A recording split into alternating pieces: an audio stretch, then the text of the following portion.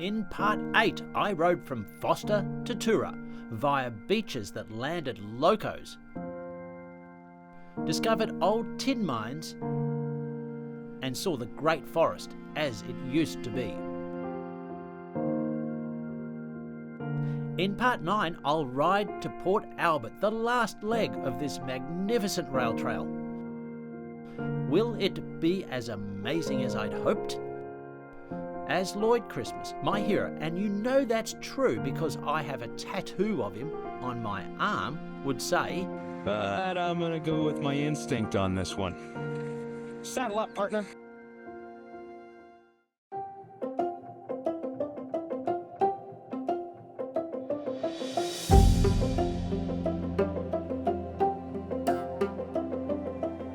Oh, she's been a big adventure all right.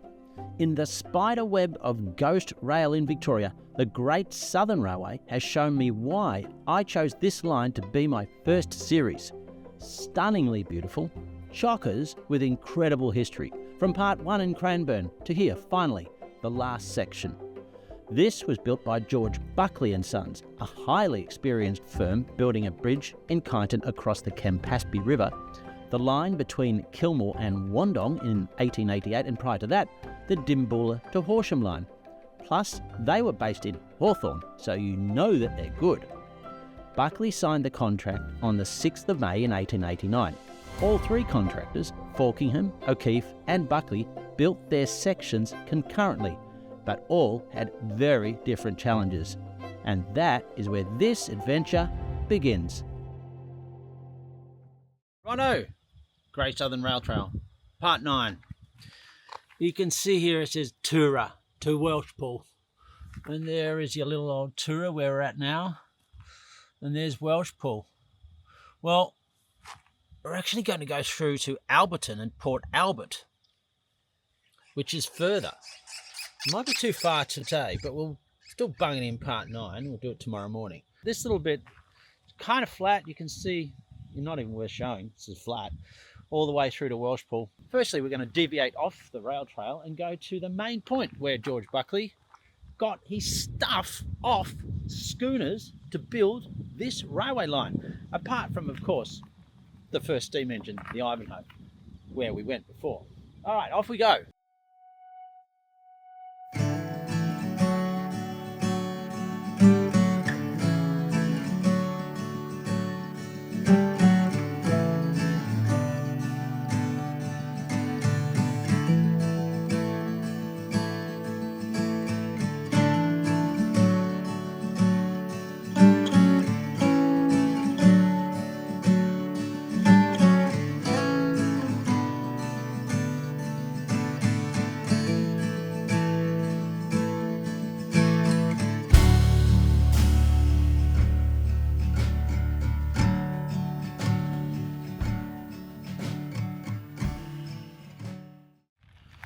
And here we are at Toora Landing.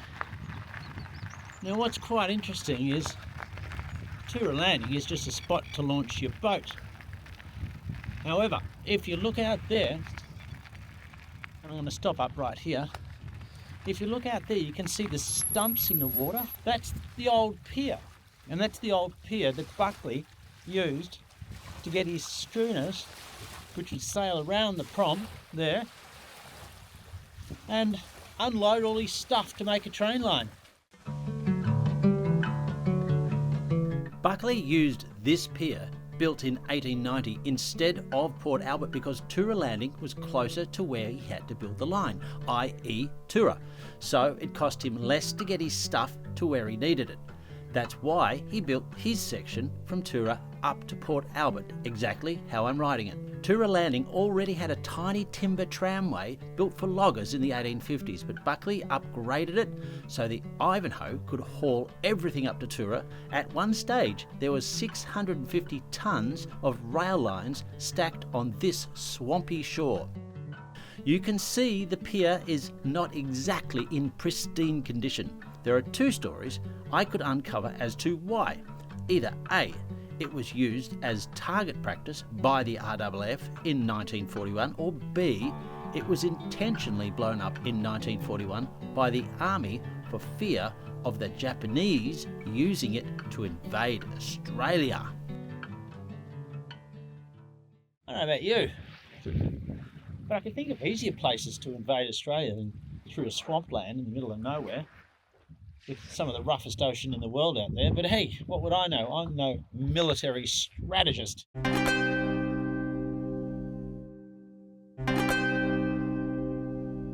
Rightio, we're still in Toora.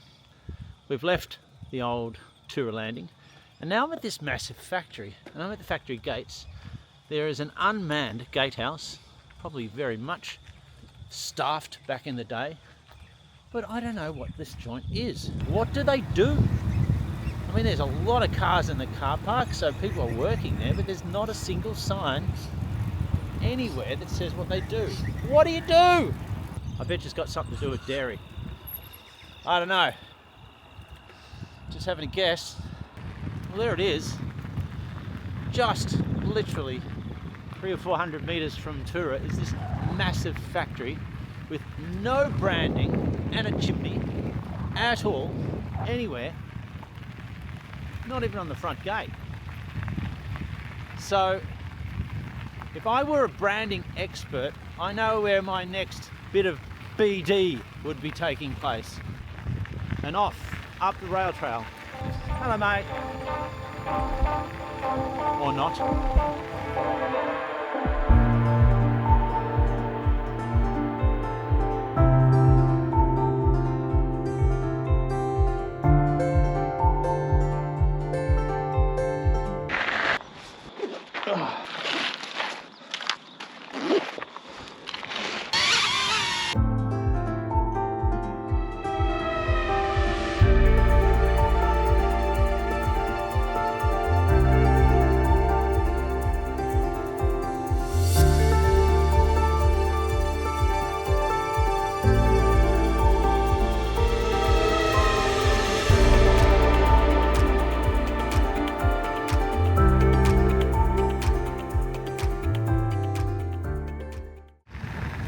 And here's another one of Buckley's bridges with the Crimson Rosella jumping out. I wonder, let's have a look. No, it's been replaced. Okay, so it's not his original bridge, clearly. This is steel, unless he somehow managed to find galvanised steel in 1890. I'm pretty sure he didn't build this bridge. Buckley had to build 26 bridges on his section. He sublet this job to Mr. Johnson and his team of gun bridge builders. Buckley set up many sawmills right along this line to supply the timber he needed for bridges and sleepers. When the job was done, Mr. Johnson sued him for underpaying. In court, it transpired Buckley had overpaid him. Whoops, Mr. Johnson. We're about to see rural Victoria in its finest form. Cows, it's milking time. And it says stock crossing, stop here while stock is crossing. Maybe they won't mind if I just sneak through. What do you reckon? Spring, it's a return gate. If I just sneak through super quick, the cows are not going to get that stressed. Go on, off you get milked. Well, they've been milked. That's the milking shed up there. So they've got udders that are completely empty. And they've got milk up there, ready to be shipped off to Melbourne so people can have their porridge. Good job, guys. Thank you.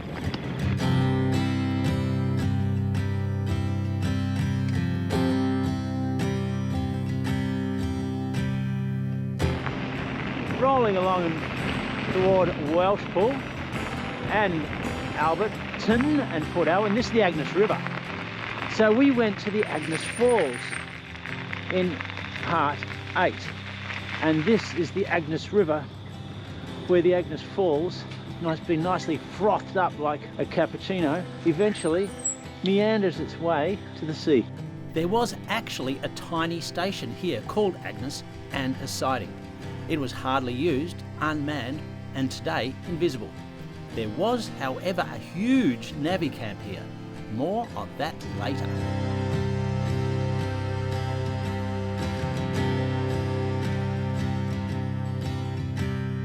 Well, that was the Agnes River, and as I said, they had to make 26 bridges. One of the problems they didn't have was finding good wood, and they were made out of blue box and yellow gum. And now originally he had to import from Western Australia sleepers, a piece of wood that hold the lines together, as part of his contract, and also red gum. And when Buckley first was awarded the contract, when he saw that, he's like, I can't get that stuff, so Buckley walked away from the contract. So eventually Victorian Rail said, oh, all right. What can you get?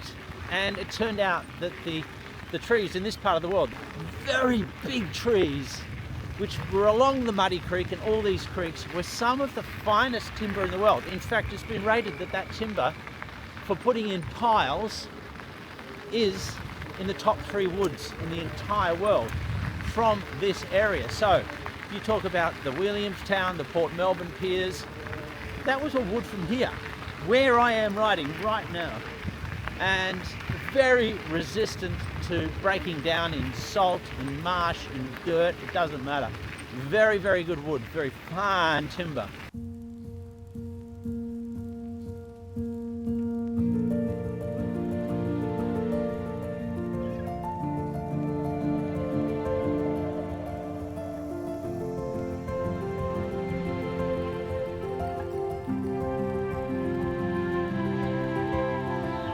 Rolling up to Welshpool station, and you still see the platform. It's pretty groovy. Look at that. Now, we've got options. You can actually take this little deviation, which goes down to Port Welshpool, and it's downhill the old way.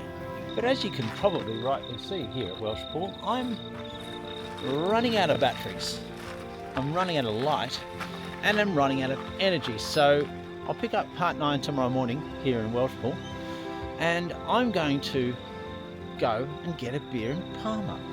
I think I deserve that. What do you think? All right, to be continued.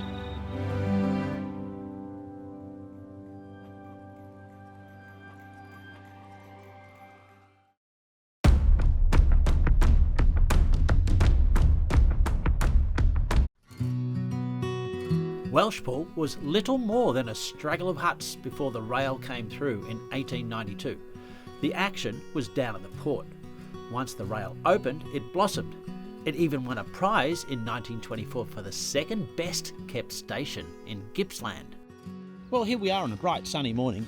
Last night ran out of light, so couldn't finish part 9, but this morning we can finish part 9. If we go that way, we hit Alberton and Port Albert, and that's where we're going to be going today. Down that way. So we're sort of looking towards the sea. I'm going to flip this again. Looking back towards Foster there, and if you just go sort of right that way, there's Port Welshpool, which is a very important port as well. However, as per usual, the rail line didn't go to where the port was, so there was this little old tramway drawn by a horse. Hold up, DC-Do. This tramway wasn't even built until 1905, and even then to get it approved was a struggle. So, for 15 years, all the goods from and to Port Welshpool from the Great Southern Railway Station at Welshpool were carted by horses and bullocks. I'm sensing a theme here. And here you go, here's your sign saying Welshpool to Port Welshpool, which we're going to ride to now. It's a lazy 5 kilometres and it's a very lazy little roll down the hill, but I think it's going to be worth checking it out.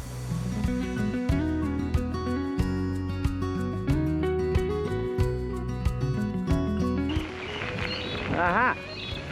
This is very interesting. So this is the course of the horse-drawn sort of narrow gauge railway, and this is it here, right along here. So you can imagine 100 years ago, more, to get the goods from Port Welshpool to Welshpool onto the train. One of those blokes right there, like you, did you like to do that, mate? Wait, no! Nah, I wouldn't have either.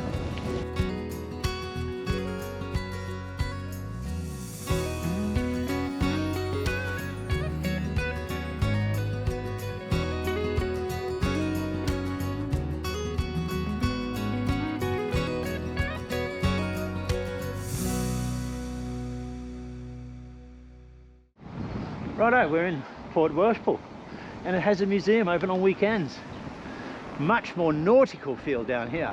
And just through the way, we're going to see the long pier, and it better be long, otherwise it's false advertising. Well, she's at low tide, so you can see why you'd need a long jetty. But I don't see any long jetty. I don't mean to be rude, but I've seen longer jetties. Oh, there it is way down there. I'm in the wrong bit. You can see it across the way. That's the long jetty. This is a long jetty. It's 800 metres long to access the deep channel.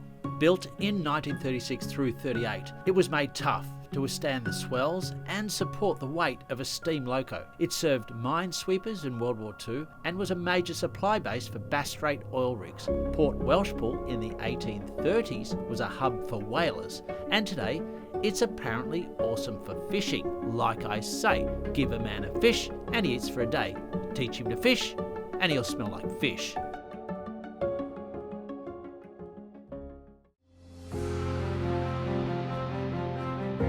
Righto, time to get back to Welshpool and back on the rail trail.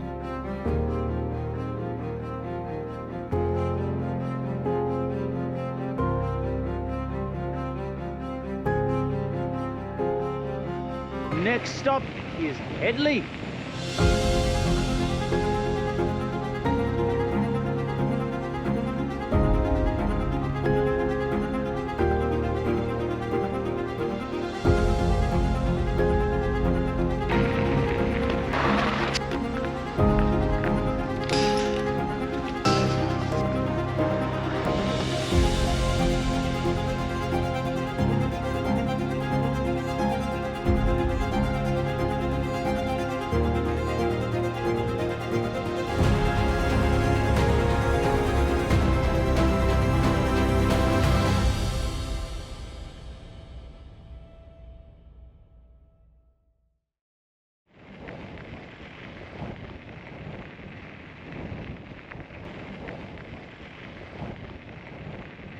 And this is the 9 Mile Creek. 9 Mile Creek was one of the 3 big camps somewhere around here for the navvies. The last big camp is just outside of Alberton. But this camp here, one of the funny stories is there was a major alcohol problem with Buckley's camps. They were notorious for drinking way too much alcohol and having way too much fun. Anyway, when they were building this line, one of the railway inspectors, and they still had navvies all over at work, and came down the line just to inspect what was going on, heard the rumours of the wild drinking by all of Buckley's navvies in the 3 camps. And as he was going along, he saw all these barrels along the line here. Barrels and barrels and barrels and barrels. And he was disgusted. He said, "It's true. The rumours of these navvies drinking ridiculous amounts of alcohol is true. You can see their wine barrels along the track." Anyway, one of his assistants says, "Excuse me, sir, they're not wine barrels, they're tar barrels." He says, "Okay, fine enough." But it still was a massive problem. Anyway, 9 Mile Creek, this is where some of the best wood came from for the rail line. The trees along 9 Mile Creek was some of the very, very best. The rail line was kind of built by the forest that it ran through, sort of one giving to the other, although one lost his life to give to the other, that is the tree. However, it's kind of an interesting thought if you think about it.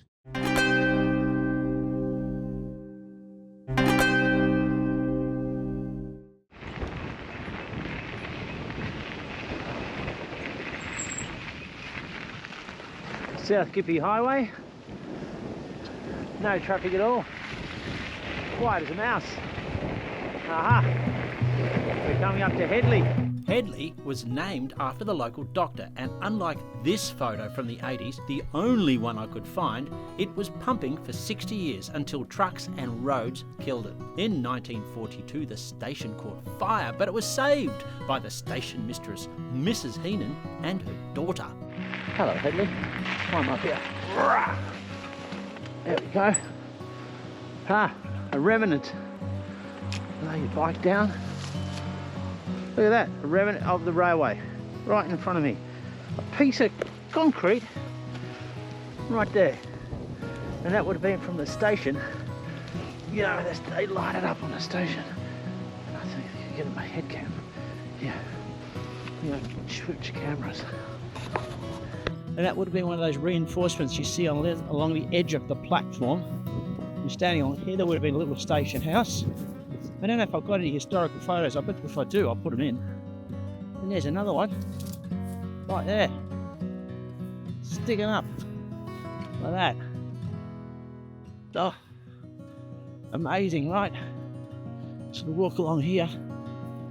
It just keeps going. There's some more remnants up. There's bits of concrete and there's all manner of things buried underneath this grass. We're going to keep rolling because next is Gillandale. We're on a tight schedule here. Well, we're not really. Do whatever I want, whenever I want. But I want to get to Gillandale. So it's ta-ta. Whoa, ta-ta to Headley. Opala. Oops, I'm back onto the road.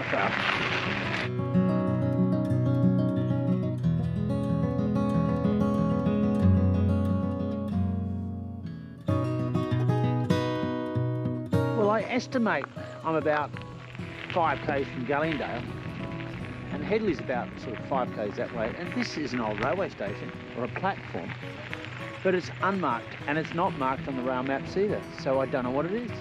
I shall find out if I can. And I did find out. It was called Tidal Creek, a small platform not staffed, where the locals would hail down the train if they had dairy or livestock or themselves and they needed it to stop. Cool, huh?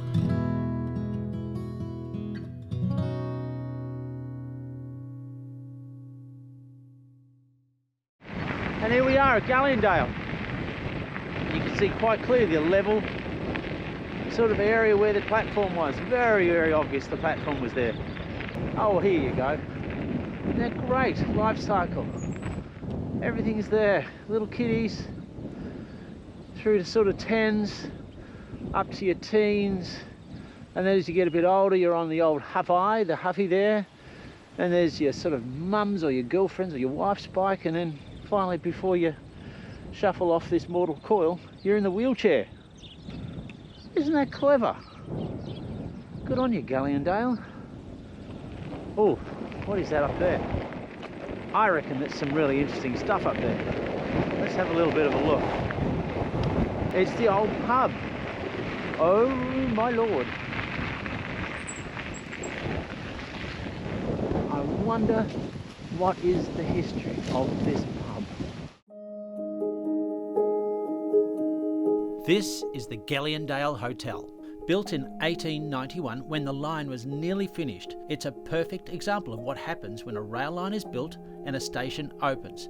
The navvies loved booze, so often the first thing built on a frontier line was a pub right near where the station was planned to be. Today it's a private residence, but for nearly 75 years it was the centre of what is now a ghost town. Gillandale was where Buckley's main quarry was located, about 1.8 k's north of the pub. The kicker to Gillandale is mind-blowing. It was once a coal hub. JT Knox, you'll remember him from part 5, operated an open-cut mine here. It's estimated 1.5 billion tonnes of coal lie in a seam 80 metres thick just beneath Gillandale. But Latrobe Valley was closer to Melbourne, and with heaps more coal again, the coal mines here faded away.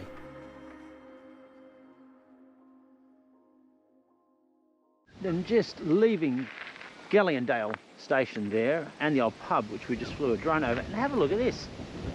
Here are the old rails laid by Buckley, and they're broad gauge.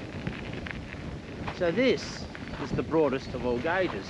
Victoria had broad gauge, and the other states like New South Wales, Queensland and South Australia had different gauges, which caused all manner of problems. You can imagine trying to connect the various states.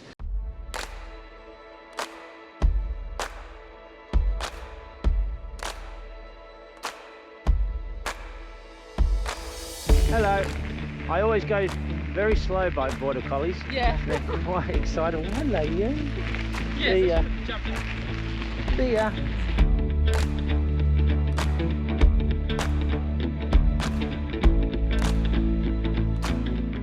heading into Alberton. So West Alberton, right here. And this was Buckley's, around here, largest camp for his navvies or his navigators. And it was a nut house by all accounts. Crazy. With many people getting drunk many times.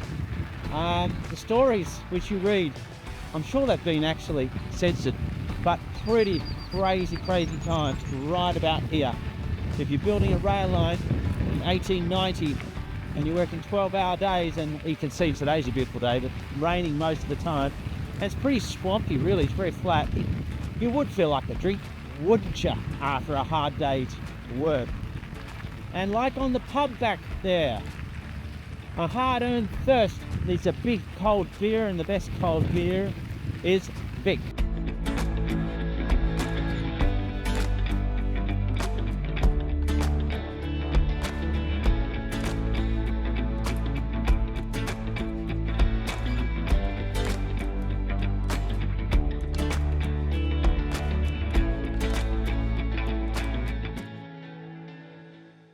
But here we are, Alberton. And you can see we take a right here into Alberton, but here is the old railway station of Alberton, in there. Now, obviously it's private land or whatever, but the rail trail couldn't get use of it. But this would have been all sidings. You can see the station right there, little lump, all the way through here. So that's Alberton Station. Gornberger. All right, let's go to Port Albert. The people of Alberton were so excited in 1892 when the full line finally opened, they constructed a huge arch over the line with the words Advanced South Gippsland on it. Check the pub as it looked in 1890. You can see clearly in this shot where the line curves right to Port Albert, and the line to Yarram opened in 1921, 20 years later, after the Great Southern Railway opened, curving left. It's now a rail trail. Spoiler alert, part 10 will tell you more about that. And the last little part, Alberton to Port Albert. And there you can see, it's basically Alberton, Port Albert, but what it's not on is the old railway line, as you will have seen in the drone shot. So, what we're going to do is rig up the old Land Rover here, get down to Port Albert. I'm not going to ride on a bike path next to a road. I'll only ride on rail trails. Thank you very much. And we'll go and check out Port Albert and tell the story of that and wrap this little part 9 up. Port Albert was the final stop on this epic rail line. It was the HQ of Buckley and a very important trading port, but in another quirk of the Great Southern Railway, with its habit of not building a station where it was needed, things went a bit pear-shaped. And believe it or not, this is the site of the Port Albert railway station. And in this spot there was turntables, there were sidings, and it was a railway station, and it was the end of the Great Southern Railway. Now it's almost incredible really that the end of this magnificent rail trail that I've just ridden and done 9 parts on ends in a kind of clearing in the middle of Port Albert for no particular reason. There's no remnants of it, there's no marker of it, but this is the spot. And what was incredible, just like Foster, is that after building the railway line all the way, I've ridden, as you know, all the way from Dandenong, with Falkingham through the swamp and O'Keefe through the mountainous terrain and across the Tarwin River with his trestle bridges. And then Buckley, this last section all the way through to here, to Port Albert. They stop here, not the port. You can see that silo down there, just past there, that's the port. They stopped the railway line here. And the reason was, there's a guy called Turnbull who owned the land in 1890 or 1889 here, all the way through to the port. And the port was a little port, and it used to take little boats, but it was, potential to be quite a large commercial hub if the railway line went to it. So the Victorian Rail said, hey, Mr. Turnbull, can we buy your land from here, where I'm standing, about a K to the port, please? And he said, sure you can, here's the price. And they said, what? Eh? He goes, yeah, that's what it's going to cost you to get that bit of land. They said, well, get stuff. So they didn't build the rail line all the way from Melbourne to the port. So if you wanted to get stuff off to take to Melbourne, like goods or produce, or export it out, you had to bring it to here and then get it off, and with bullocks or carts or whatever, try and get it down to the port. What's the point? What is the point? It makes you realise that some of the decisions that are being made today in this state around where to put rail lines have very strong precedents. Nevertheless, building this line was a massive feat. 300 people at a huge banquet. The Premier of Victoria, William Shields, in attendance, were in Port Albert on a rainy day in January 1892 to celebrate its opening. Crowds gathered at every station along the line, cheering the first official train through. It's not the end of the line though. But wait, there's more. With that, part 9 concludes. And we're going to go into part 10. And part 10, super duper adventure. I call it the Lost Section, the Lost Rail. Yeah, I'm working on it, all right? Anyway, see you in part 10.